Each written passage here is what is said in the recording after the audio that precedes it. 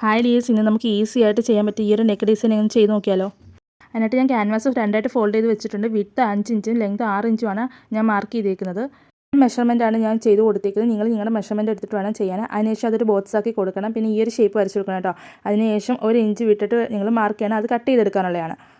Neck ഞാനിവിടെ cut ചെയ്ത് വെച്ചിട്ടുണ്ട്. ഇനി ഇത് തുണിയിൽ അയൺ ചെയ്തെടുക്കണം. അതിനുശേഷം 1 ഇഞ്ച് ഗ്യാപ്പ് വിട്ടിട്ട് അതൊന്ന് കട്ട് ചെയ്തെടുത്തിട്ട് നമുക്ക് ഇതുപോലെ ഒന്ന് സ്റ്റിച്ച് ചെയ്തെടുക്കണേ. ക്യാൻവാസിൽ തട്ടാതെ വേണം അത് സ്റ്റിച്ച് ചെയ്തെടുക്കാൻ. ഞാനിവിടെ സ്റ്റിച്ച് ചെയ്തെടുത്തിട്ടുണ്ട്. ഇനി ഇത് മെയിൻ ക്ലോത്തിൽ നല്ല വശത്ത് വെച്ച് കൊടുത്തിട്ട് അതിൻ്റെ സൈഡിൽ കൂടെ നമുക്കൊന്ന് സ്റ്റിച്ച് ചെയ്തെടുക്കാം.